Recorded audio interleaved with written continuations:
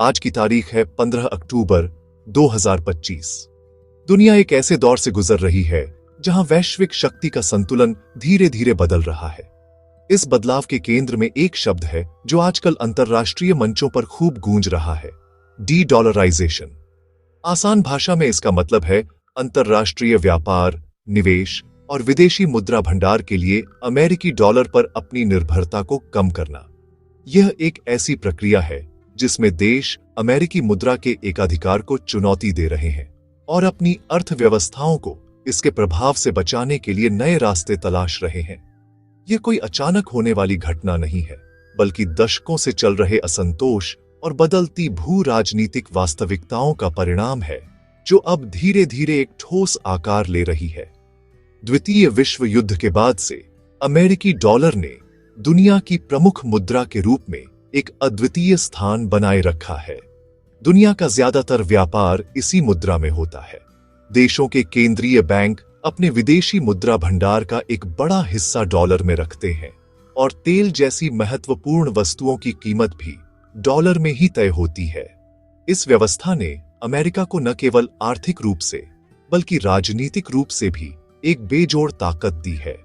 लेकिन अब दुनिया के कई बड़े देश, खासकर ब्रिक्स समूह के सदस्य, इस व्यवस्था पर सवाल उठा रहे हैं। उनका मानना है कि एक देश की मुद्रा पर इतनी अधिक निर्भरता वैश्विक वित्तीय प्रणाली के लिए एक बड़ा जोखिम है, खासकर तब जब उस देश की नीतियां अप्रत्याशित हों। डी-डॉलराइजेशन की यह मुहिम किसी एक देश के खिलाफ नहीं है, बल्कि एक ऐसी व्यवस्था बनाने की कोशिश है जो अधिक संतुलित, विविध और निष्पक्ष हो। यह एक ऐसी दुनिया की कल्पना करती है जहां कोई एक देश अपनी मुद्रा का इस्तेमाल दूसरे देशों पर दबाव बनाने या उन्हें दंडित करने के लिए एक हथियार के रूप में न कर सके। यह प्रक्रिया धीमी हो सकती है और इसकी राह में कई बाधाएं भी हैं, लेकिन इसकी दिशा स्पष्ट है। यह एक मूक क्रांति की तरह है जो वैश्विक वित्तीय परिदृश्य की नींव को धीरे धीरे बदल रही है और एक बहुध्रुवीय विश्व व्यवस्था की ओर एक महत्वपूर्ण कदम का संकेत दे रही है, जहां शक्ति किसी एक केंद्र में सिमटी नहीं रहेगी। यह बदलाव सिर्फ अर्थशास्त्रियों या नीति निर्माताओं तक ही सीमित नहीं है, इसका असर हम सभी पर पड़ सकता है। यह हमारे व्यापार करने के तरीके, हमारे निवेश और यहां तक कि वैश्विक राजनीति की दिशा को भी प्रभावित कर सकता है। जब भारत, चीन और रूस जैसे देश अपने व्यापार के लिए स्थानीय मुद्राओं का उपयोग करने लगते हैं या अपने भंडार में सोने की मात्रा बढ़ाते हैं, तो वे दुनिया को एक स्पष्ट संदेश दे रहे होते हैं। वे संदेश दे रहे हैं कि अब वे एक ऐसी वैश्विक वित्तीय प्रणाली चाहते हैं जो सभी के लिए समान अवसर प्रदान करे और किसी एक देश की घरेलू राजनीति के उतार चढ़ाव से बंधी न हो। अमेरिकी डॉलर का वैश्विक प्रभुत्व कोई संयोग नहीं है, बल्कि यह इतिहास, विश्वास और एक मजबूत आर्थिक ढांचे का परिणाम है। इसकी नींव 1944 में ब्रेटन वुड्स समझौते के साथ रखी गई थी, जब दुनिया के कई बड़े देश एक स्थिर अंतर्राष्ट्रीय आर्थिक प्रणाली बनाने के लिए एक साथ आए थे। उस समय अमेरिका दुनिया की सबसे बड़ी अर्थव्यवस्था था और उसके पास दुनिया का सबसे बड़ा सोने का भंडार भी था। इस समझौते के तहत अन्य देशों की मुद्राओं को अमेरिकी डॉलर से जोड़ा गया और डॉलर को सोने से जोड़ा गया।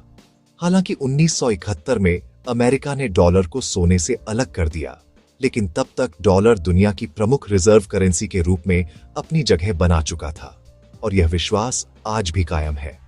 डॉलर की ताकत का एक बड़ा कारण इसकी तरलता और स्थिरता है। दुनिया भर के निवेशक और केंद्रीय बैंक अमेरिकी डॉलर को एक सुरक्षित संपत्ति मानते हैं। जब भी दुनिया में कोई आर्थिक या राजनीतिक संकट आता है, तो लोग सुरक्षित निवेश के लिए डॉलर की ओर भागते हैं। अमेरिकी ट्रेजरी बॉन्ड को दुनिया का सबसे सुरक्षित निवेश माना जाता है, जिससे डॉलर में वैश्विक विश्वास और मजबूत होता है। इसके अलावा दुनिया की सबसे महत्वपूर्ण वस्तुओं जैसे कच्चा तेल और सोना का व्यापार मुख्य रूप से डॉलर में ही होता है। इस व्यवस्था को पेट्रो-डॉलर सिस्टम भी कहा जाता है, जिसने डॉलर की मांग को हमेशा ऊंचा बनाए रखा है और इसके वैश्विक दबदबे को और मजबूत किया है। इस प्रभुत्व से अमेरिका को कई असाधारण लाभ मिलते हैं, जिन्हें अतिशय विशेषाधिकार कहा जाता है। चूंकि दुनिया को व्यापार और निवेश के लिए डॉलर की जरूरत होती है, इसलिए अमेरिका अपनी जरूरत के हिसाब से डॉलर छाप सकता है, बिना अपनी मुद्रा के मूल्य में भारी गिरावट की चिंता किए। यह उसे अपने बड़े व्यापार घाटे और बजट घाटे को आसानी से वित्त पोषित करने की अनुमति देता है। इसके अलावा अमेरिका अपनी वित्तीय प्रणाली और डॉलर का उपयोग एक शक्तिशाली भू राजनीतिक हथियार के रूप में भी कर सकता है।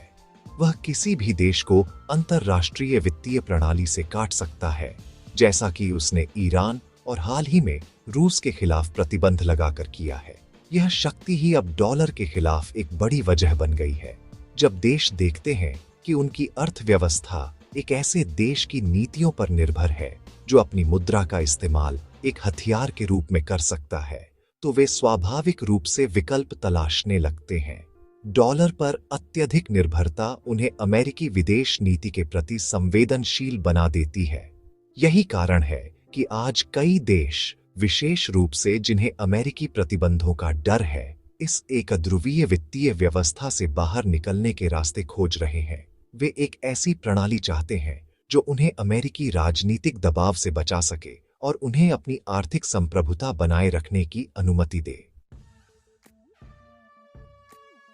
ब्रिक्स सिर्फ 5 देशों का एक समूह नहीं है, बल्कि यह वैश्विक व्यवस्था में एक बड़े बदलाव का प्रतीक है।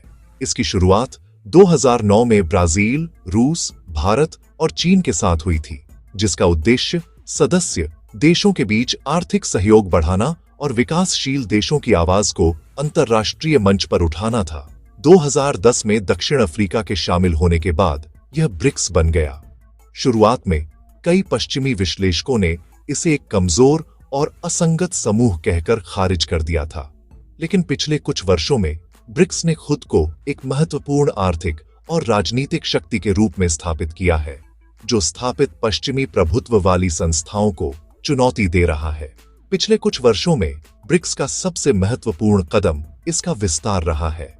जनवरी 2024 में मिस्र, इथियोपिया, ईरान और संयुक्त अरब अमीरात आधिकारिक तौर पर इस समूह में शामिल हो गए।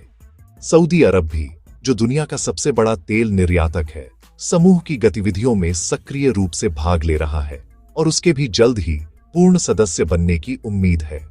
इस विस्तार ने ब्रिक्स को भौगोलिक और आर्थिक रूप से और भी अधिक शक्तिशाली बना दिया है। अब यह समूह दुनिया की लगभग आधी आबादी और वैश्विक सकल घरेलू उत्पाद के 1/3 से अधिक का प्रतिनिधित्व करता है।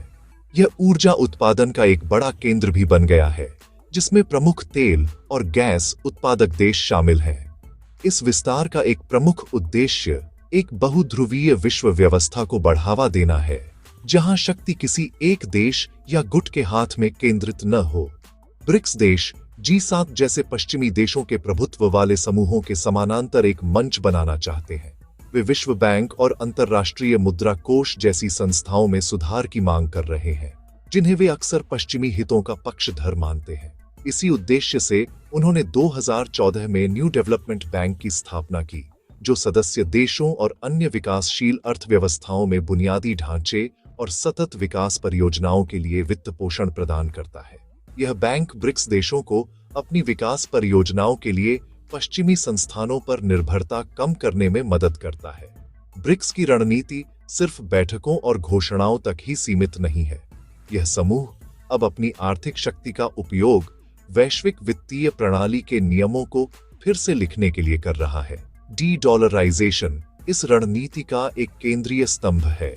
सदस्य देश आपसी व्यापार में अपनी स्थानीय मुद्राओं के उपयोग को बढ़ावा दे रहे हैं, ताकि उन्हें हर लेन देन के लिए डॉलर पर निर्भर न रहना पड़े। यह विस्तार इस प्रक्रिया को और गति देगा, क्योंकि नए सदस्य, विशेष रूप से ईरान और यूएई भी डॉलर आधारित प्रणाली के विकल्प तलाशने में गहरी रुचि रखते हैं। ब्रिक्स अब सिर्फ एक आर्थिक गुट नहीं, बल्कि एक वैकल्पिक वैश्विक दृष्टिकोण का प्रतिनिधित्व करता है। ब्रिक्स देशों का अमेरिकी डॉलर से मोहभंग होने और विकल्प तलाशने के पीछे कई ठोस और गहरे कारण हैं। सबसे प्रमुख कारण अमेरिका द्वारा डॉलर का एक भू राजनीतिक हथियार के रूप में बढ़ता उपयोग है। हाल के वर्षों में अमेरिका ने अपनी विदेश नीति के लक्ष्यों को प्राप्त करने के लिए कई देशों पर कड़े आर्थिक प्रतिबंध लगाए हैं। जब अमेरिका किसी देश पर प्रतिबंध लगाता है तो वह उसे डॉलर आधारित वैश्विक वित्तीय प्रणाली से प्रभावी रूप से काट देता है। इसका सबसे बड़ा उदाहरण रूस है। 2022 में यूक्रेन पर आक्रमण के बाद अमेरिका और उसके सहयोगियों ने रूस के विदेशी मुद्रा भंडार के लगभग $300 बिलियन को फ्रीज कर दिया और उसके कई बैंकों को स्विफ्ट अंतर्राष्ट्रीय भुगतान प्रणाली से बाहर कर दिया। इस घटना ने दुनिया भर के देशों, खासकर चीन और भारत जैसे बड़े देशों को एक गहरी चिंता में डाल दिया। उन्हें यह एहसास हुआ कि अगर उनके अमेरिका के साथ राजनीतिक मतभेद होते हैं तो उनके डॉलर आधारित भंडार भी खतरे में पड़ सकते हैं। यह एक संप्रभु राष्ट्र के लिए एक अस्वीकार्य जोखिम है। चीन, जिसके पास दुनिया का सबसे बड़ा विदेशी मुद्रा भंडार है, इस जोखिम को लेकर विशेष रूप से चिंतित है। उसे डर है कि ताइवान जैसे मुद्दों पर अमेरिका के साथ किसी भी टकराव की स्थिति में उसके खरबों डॉलर के भंडार को फ्रीज किया जा सकता है। इसलिए डॉलर पर निर्भरता कम करना अब उनके लिए सिर्फ एक आर्थिक विकल्प नहीं, बल्कि एक राष्ट्रीय सुरक्षा की रणनीति बन गया है। इसके अलावा अमेरिकी फेडरल रिजर्व की मौद्रिक नीतियां भी अन्य देशों के लिए एक बड़ी चुनौती है। जब अमेरिकी केंद्रीय बैंक ब्याज दरें बढ़ाता है तो दुनिया भर से पूंजी अमेरिका की ओर खींची चली आती है। इससे भारत जैसे विकासशील देशों की मुद्राओं पर भारी दबाव पड़ता है। उनकी मुद्रा का अवमूल्यन होता है और आयात महंगा हो जाता है, जिससे महंगाई बढ़ती है। इन देशों का अपनी अर्थव्यवस्था पर नियंत्रण कम हो जाता है क्योंकि उन्हें अमेरिकी मौद्रिक नीति के झटकों को झेलना पड़ता है। यह स्थिति हमारी मुद्रा तुम्हारी समस्या के रूप में जानी जाती है और ब्रिक्स देश अब इस समस्या का स्थायी समाधान चाहते हैं। अंत में ब्रिक्स देश एक अधिक न्याय संगत और बहुध्रुवीय वैश्विक व्यवस्था का निर्माण करना चाहते हैं। उनका मानना है कि वैश्विक वित्तीय प्रणाली पर किसी एक देश का एकाधिकार 20वीं सदी की मानसिकता का प्रतीक है और 21वीं सदी की बहुध्रुवीय वास्तविकता को नहीं दर्शाता है। वे एक ऐसी प्रणाली चाहते हैं जो सभी देशों के हितों का सम्मान करे और उन्हें अपनी आर्थिक नीतियों को स्वतंत्र रूप से निर्धारित करने की अनुमति दे। डॉलर के विकल्प की तलाश इस व्यापक दृष्टिकोण का एक हिस्सा है। यह सिर्फ डॉलर को हटाने के बारे में नहीं है, बल्कि एक अधिक स्थिर, अनुमानित और लोकतांत्रिक वैश्विक वित्तीय ढांचे का निर्माण करने के बारे में है, जो भविष्य के झटकों का बेहतर ढंग से सामना कर सके। डी-डॉलराइजेशन की रणनीति के केंद्र में एक प्राचीन और विश्वसनीय संपत्ति है, सोना। ब्रिक्स देश, विशेष रूप से चीन, रूस और भारत, पिछले एक दशक से चुपचाप लेकिन लगातार अपने सोने के भंडार को बढ़ा रहे हैं। यह कोई आकस्मिक कदम नहीं है, बल्कि एक सोची समझी रणनीति का हिस्सा है, जिसका उद्देश्य अपने विदेशी मुद्रा भंडार में विविधता लाना और अमेरिकी डॉलर पर अपनी निर्भरता को कम करना है। सोना एक ऐसी संपत्ति है जिसका मूल्य किसी एक देश की सरकार या उसकी मौद्रिक नीतियों पर निर्भर नहीं करता है। यह हजारों वर्षों से मूल्य के भंडार के रूप में काम करता आया है और इसे एक परम सुरक्षित आश्रय यानी अल्टीमेट सेफ हेवन माना जाता है। केंद्रीय बैंकों द्वारा सोने की यह अभूतपूर्व खरीद इस बात का स्पष्ट संकेत है कि डॉलर आधारित संपत्तियों पर उनका विश्वास कम हो रहा है। वर्ल्ड गोल्ड काउंसिल के आंकड़ों के अनुसार पिछले कुछ वर्षों में दुनिया भर के केंद्रीय बैंकों ने रिकॉर्ड मात्रा में सोना खरीदा है और इस खरीद का एक बड़ा हिस्सा ब्रिक्स देशों द्वारा किया गया है। 2024 में केंद्रीय बैंकों ने लगातार तीसरे वर्ष 1000 मीट्रिक टन से अधिक सोना खरीदा। चीन का केंद्रीय bank people's bank of China महीनों से लगातार सोने का सबसे बड़ा खरीदार बना हुआ है। इसी तरह रूस ने अमेरिकी प्रतिबंधों के बाद अपने भंडार में डॉलर की हिस्सेदारी को लगभग शून्य कर दिया है और उसकी जगह सोना और अन्य मुद्राओं को शामिल किया है। भारत का रिजर्व बैंक भी लगातार अपने स्वर्ण भंडार में वृद्धि कर रहा है। सोना खरीदने के कई फायदे हैं। सबसे पहले, यह अमेरिकी प्रतिबंधों के जोखिम से बचाता है। रूस के डॉलर भंडार को फ्रीज किए जाने के बाद देशों को यह समझ आ गया है कि उनके विदेशी भंडार तभी सुरक्षित हैं जब वे उनकी अपनी भौगोलिक सीमाओं के भीतर हों। सोने को आसानी से देश के भीतर तिजोरियों में रखा जा सकता है, जिससे इसे फ्रीज या जब्त करना लगभग असंभव हो जाता है। दूसरा, यह मुद्रास्फीति और मुद्रा के अवमूल्यन के खिलाफ एक बचाव का काम करता है। जब डॉलर या किसी अन्य प्रमुख मुद्रा का मूल्य गिरता है, तो सोने का मूल्य अक्सर बढ़ जाता है, जिससे देश के भंडार का कुल मूल्य स्थिर रहता है। इसके अलावा सोना भविष्य में प्रस्तावित किसी भी ब्रिक्स साझा मुद्रा के लिए एक ठोस आधार प्रदान कर सकता है। कुछ विश्लेषकों का मानना है कि ब्रिक्स देश एक ऐसी नई मुद्रा बनाने पर विचार कर रहे हैं जो सोने और सदस्य देशों की मुद्राओं की एक टोकरी द्वारा समर्थित हो सकती है। यदि ऐसा होता है, तो जिन देशों के पास अधिक सोना होगा, वे इस नई प्रणाली में अधिक प्रभावशाली भूमिका निभा सकेंगे। इस प्रकार सोने की खरीद न केवल वर्तमान जोखिमों से बचाव है, बल्कि भविष्य की एक नई वित्तीय प्रणाली में अपनी स्थिति को मजबूत करने का एक निवेश भी है। यह कदम ब्रिक्स देशों की दूरदर्शिता और एक आत्मनिर्भर वित्तीय भविष्य बनाने की उनकी प्रतिबद्धता को दर्शाता है। ब्रिक्स देश सिर्फ डॉलर पर अपनी निर्भरता कम करने की बात नहीं कर रहे हैं, बल्कि वे इसके ठोस विकल्प बनाने की दिशा में सक्रिय रूप से काम कर रहे हैं। उनकी रणनीति 3 मुख्य स्तंभों पर टिकी है: एक साझा भुगतान प्रणाली का विकास, एक नई साझा मुद्रा की संभावना और राष्ट्रीय डिजिटल मुद्राओं का उपयोग। इन सभी पहलों का उद्देश्य एक ऐसा वैकल्पिक वित्तीय ढांचा तैयार करना है जो स्विफ्ट जैसी पश्चिमी नियंत्रित प्रणालियों को दरकिनार कर सके और सदस्य देशों को सीधे एक दूसरे के साथ व्यापार करने की अनुमति दे, वह भी अपनी स्थानीय मुद्राओं में। इस दिशा में सबसे हालिया और महत्वपूर्ण विकास ब्रिक्स पे नामक एक विकेंद्रीकृत भुगतान प्रणाली का प्रस्ताव है। अक्टूबर 2024 में रूस के कजान में हुए ब्रिक्स शिखर सम्मेलन में इस पर विस्तार से चर्चा हुई। ब्रिक्स पे का लक्ष्य एक ऐसा मंच बनाना है जो सदस्य देशों के केंद्रीय बैंकों को सीधे जोड़ सके, जिससे वे डॉलर या यूरो को मध्यस्थ के रूप में उपयोग किए बिना अपनी अपनी मुद्राओं में लेन देन का निपटान कर सके। यह प्रणाली स्विफ्ट का एक सीधा विकल्प होगी, जो वर्तमान में अंतर्राष्ट्रीय भुगतानों पर लगभग एकाधिकार रखती है। अगर यह प्रणाली सफल होती है, तो यह अमेरिकी प्रतिबंधों की प्रभावशीलता को काफी हद तक कम कर देगी। दूसरा बड़ा विचार एक ब्रिक्स साझा मुद्रा का है। हालांकि यह एक अधिक महत्वाकांक्षी और जटिल लक्ष्य है, लेकिन इस पर चर्चा लगातार तेज हो रही है। रूस ने 2024 शिखर सम्मेलन में यूनिट नामक एक संभावित मुद्रा का प्रोटोटाइप भी प्रस्तुत किया था। इस प्रस्तावित मुद्रा को सोने और सदस्य देशों की मुद्राओं की एक टोकरी द्वारा समर्थित करने का विचार है, जो इसे डॉलर के मुकाबले अधिक स्थिरता प्रदान कर सकता है। हालांकि सदस्य देशों की विविध अर्थव्यवस्थाओं और राजनीतिक प्रणालियों के कारण एक साझा मुद्रा बनाना एक बड़ी चुनौती है। भारत जैसे देश इस विचार को लेकर सतर्क हैं और एक साझा मुद्रा के बजाय स्थानीय मुद्राओं में व्यापार को बढ़ावा देने पर अधिक ध्यान केंद्रित कर रहे हैं। तीसरा स्तंभ डिजिटल मुद्राओं का विकास है, जिसमें चीन सबसे आगे है। चीन का डिजिटल युआन प्रोजेक्ट दुनिया में सबसे उन्नत केंद्रीय बैंक डिजिटल मुद्रा पहलों में से एक है। चीन इसे अंतरराष्ट्रीय व्यापार के लिए भी बढ़ावा दे रहा है। इसके अलावा प्रोजेक्ट एम्ब्रिज जैसी पहलें, जिसमें चीन, यूएई, थाईलैंड और हांगकांग के केंद्रीय बैंक शामिल हैं, सीमा पार भुगतानों के लिए एक साझा डिजिटल मुद्रा मंच का परीक्षण कर रहे हैं।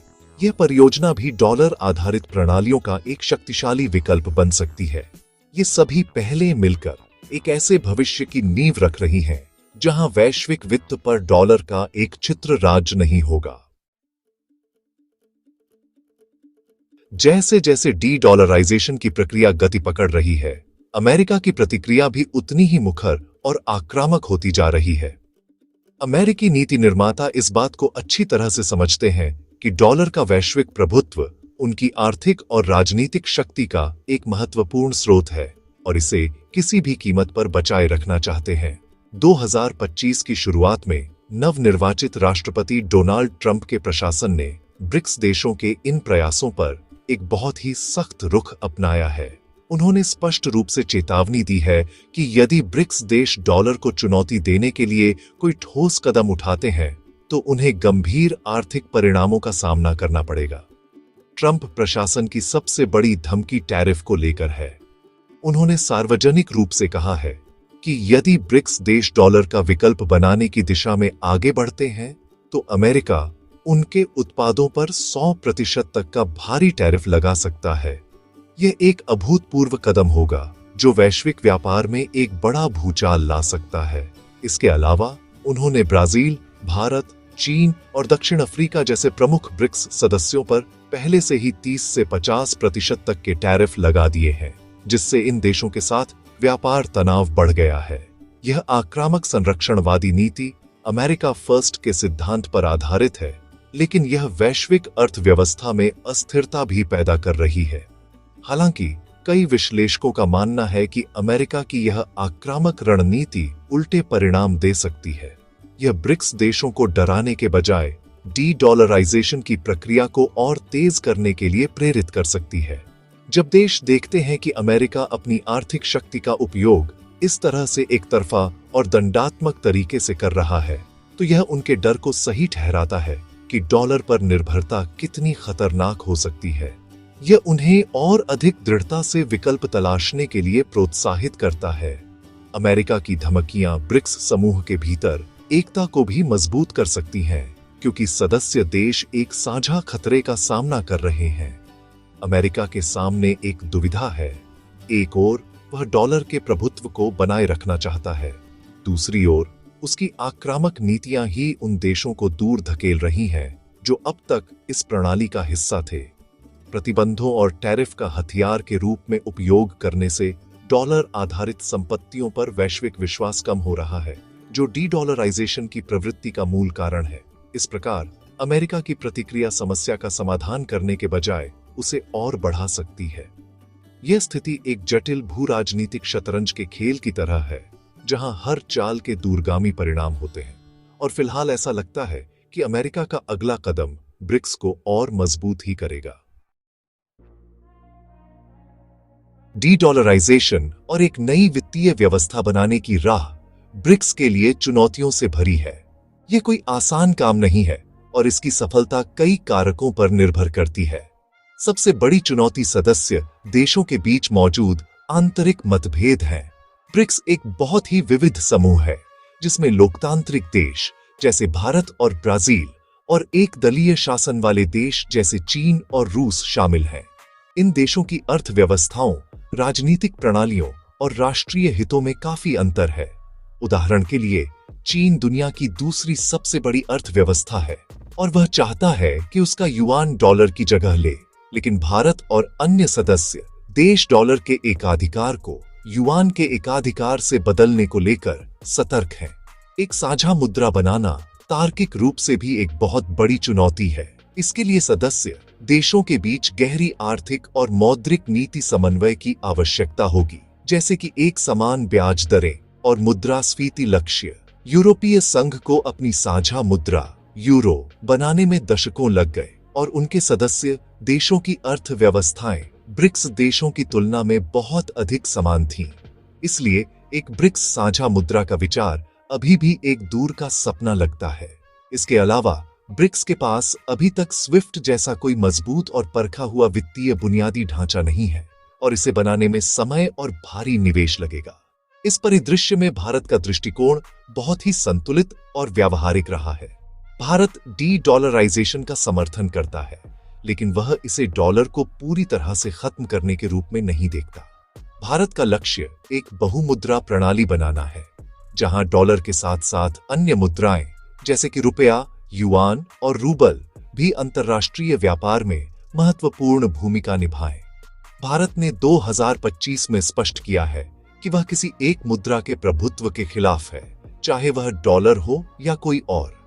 भारत अपनी रणनीतिक स्वायत्तता को बनाए रखना चाहता है और किसी एक गुट के साथ पूरी तरह से बंधना नहीं चाहता।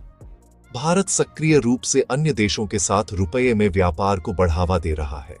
उसने कई देशों के साथ रुपये में व्यापार निपटान के लिए समझौते किए हैं और अपने यूनिफाइड पेमेंट्स इंटरफेस जैसी डिजिटल भुगतान प्रणालियों को वैश्विक स्तर पर ले जाने की कोशिश कर रहा है। भारत का मानना है कि डी-डॉलराइजेशन एक क्रमिक प्रक्रिया होनी चाहिए जो वैश्विक वित्तीय प्रणाली में स्थिरता बनाए रखे। भारत एक साझा ब्रिक्स मुद्रा के विचार के बजाय सदस्य देशों द्वारा अपनी अपनी स्थानीय मुद्राओं के उपयोग को बढ़ावा देने पर अधिक जोर देता है। यह संतुलित दृष्टिकोण भारत को इस बदलते वैश्विक परिदृश्य में एक महत्वपूर्ण और रचनात्मक भूमिका निभाने की अनुमति देता है। आज 15 अक्टूबर 2025 को जब हम वैश्विक वित्तीय परिदृश्य को देखते हैं तो यह स्पष्ट है कि डी-डॉलराइजेशन अब केवल एक अकादमिक बहस का विषय नहीं रह गया है। यह एक ठोस, यद्यपि धीमी वास्तविकता है जो दुनिया के आर्थिक शक्ति संतुलन को फिर से परिभाषित कर रही है। ब्रिक्स देशों द्वारा सोने की बढ़ती खरीद, स्थानीय मुद्राओं में व्यापार को बढ़ावा देना और ब्रिक्स पे जैसे वैकल्पिक भुगतान प्रणालियों का विकास, ये सभी एक बड़े बदलाव का संकेत है। ये बदलाव तुरंत डॉलर को विस्थापित नहीं करेगा। अमेरिकी डॉलर आने वाले कई वर्षों तक दुनिया की सबसे महत्वपूर्ण मुद्रा बना रहेगा, लेकिन इसका एक क्षेत्र राज्य अब निश्चित रूप से चुनौती के दायरे में है और यह प्रक्रिया अपरिवर्तनीय प्रतीत होती है। डी-डॉलराइजेशन का भविष्य इस बात पर निर्भर करेगा कि ब्रिक्स देश अपनी आंतरिक चुनौतियों से कैसे निपटते हैं और अमेरिका इस पर कैसे प्रतिक्रिया देता है। यदि ब्रिक्स देश अपने मतभेदों को दूर कर एक एकजुट वित्तीय ढांचा बनाने में सफल होते हैं तो वे वैश्विक वित्तीय प्रणाली में एक शक्तिशाली ध्रुव के रूप में उभर सकते हैं। वहीं यदि अमेरिका अपनी आक्रामक टैरिफ और प्रतिबंधों की नीति जारी रखता है तो वह अनजाने में इस प्रक्रिया को और तेज कर सकता है। दुनिया एक चौराहे पर खड़ी है जहां एक ओर एक ध्रुवीय डॉलर आधारित प्रणाली है और दूसरी ओर एक बहुध्रुवीय बहुमुद्रा प्रणाली का उदय हो रहा है। इस बदलाव के दूरगामी परिणाम होंगे। यह वैश्विक व्यापार को अधिक जटिल लेकिन संभावित रूप से अधिक लचीला बना सकता है। यह विकासशील देशों को अपनी अर्थव्यवस्थाओं पर अधिक नियंत्रण दे सकता है और उन्हें अमेरिकी मौद्रिक नीति के झटकों से बचा सकता है। हालांकि यह संक्रमण काल अस्थिरता और अनिश्चितता से भरा हो सकता है, क्योंकि पुरानी व्यवस्था नई व्यवस्था को जगह देने के लिए संघर्ष करती है। यह एक ऐसी दुनिया को जन्म दे सकता है जहां व्यापार और वित्त क्षेत्रीय गुटों में विभाजित हो जाए, जिससे वैश्विक सहयोग के लिए नई चुनौतियां पैदा हों। अंततः डी-डॉलराइजेशन केवल मुद्राओं के बारे में नहीं है, यह शक्ति, संप्रभुता और एक नई विश्व व्यवस्था की तलाश के बारे में है। यह इस बात का प्रतिबिंब है कि दुनिया अब 20वीं सदी के नियमों से शासित नहीं होना चाहती। भारत और अन्य ब्रिक्स देश इस बदलाव के केंद्र में हैं, जो एक अधिक संतुलित और न्याय संगत वैश्विक प्रणाली की वकालत कर रहे हैं। यह यात्रा लंबी और कठिन हो सकती है, लेकिन इसकी दिशा स्पष्ट है। हम एक ऐतिहासिक परिवर्तन के साक्षी बन रहे हैं, जो आने वाली पीढ़ियों के लिए दुनिया की आर्थिक और राजनीतिक रूपरेखा को आकार देगा। यह एक मूक क्रांति है, जिसका असर पूरी दुनिया महसूस करेगी।